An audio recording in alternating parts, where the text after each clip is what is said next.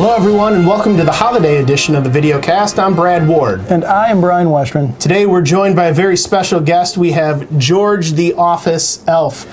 George has been with us the last few weeks spreading cheer around the Michigan Realtors offices while creating his own brand of mischief as well. If you can tell, George was doing a little bit of skiing earlier on in the stairs in the building here down to the lower conference room. True agent of chaos. That's right.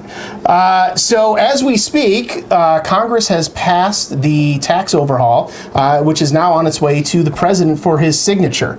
As you may recall, this bill, as originally introduced and passed by the House, had some very significant impacts to home ownership. But I'm happy to report, thanks to the hard work of all of our members who responded to the calls for action, our federal political coordinators who worked with their members of Congress, the staff at the National Association of Realtors and their lobbying efforts, and all the volunteer members there, we were able to move the needle significantly from that first bill to preserve, for the most part, a lot of these housing incentives that have been baked into the tax code, in many cases, for decades.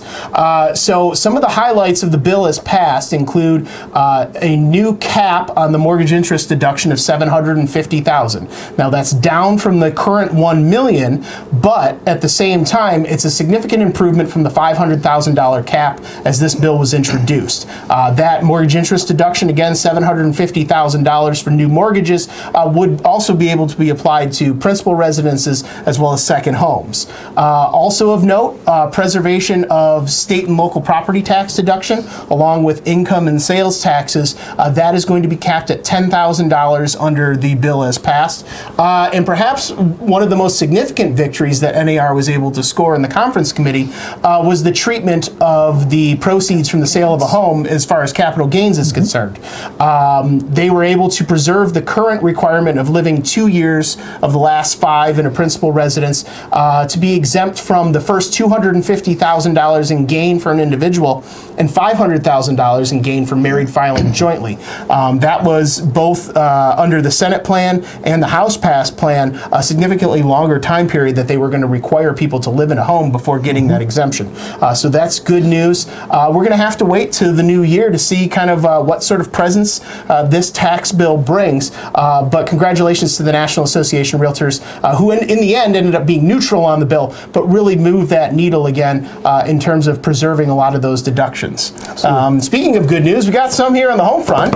Yeah, shifting news to the state legislature.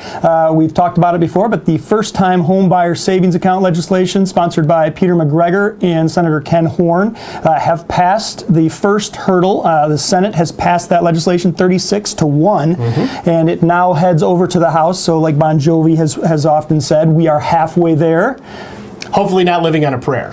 And I'm very confident that we will have a very good reception in the House tax policy.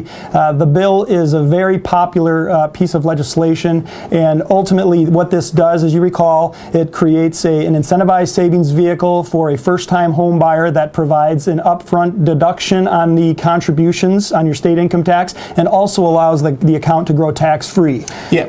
Definitely. Certainly a big step in terms of retaining talent for a first-time home purchase here in Michigan, as well as promoting a lot of financial literacy. Yeah, absolutely, and it also provides a platform for realtors to be the ambassador of such a program, really educating clients on how important that first-time home purchase is and the availability of these types of accounts. Yeah, really exciting. Watch for news coming to you, perhaps a call for action to our membership, and really that public-facing campaign educating purchasers about this. Hopefully this is something that realtors can go out and really be the ambassadors of this program in working with their clients to help educate them as to what types of benefits a program like this could bring. Absolutely. So with that wrapped up, I was looking at Brian's lovely Christmas sweater here, and kind of reminded me of a song my grandmother used to sing to me, and I don't know if you know it, Brian, but take a stab at it. All right, let's see if we can do this.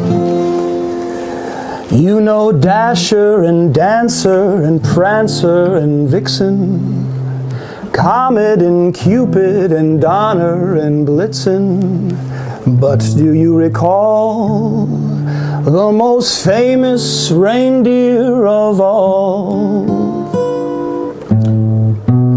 Rudolph the red-nosed reindeer had a very shiny nose. Hey Rudolph, And if you ever saw it, you would even say it glowed like a light bulb. All of the other reindeer used to laugh and call him names Like Pinocchio. They never let poor Rudolph join in any reindeer games.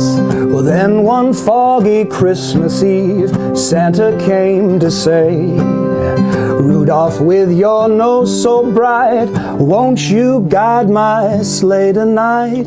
And how the reindeer loved him as they shouted out with glee, Whoopee! Rudolph the red-nosed reindeer, you'll go down in history.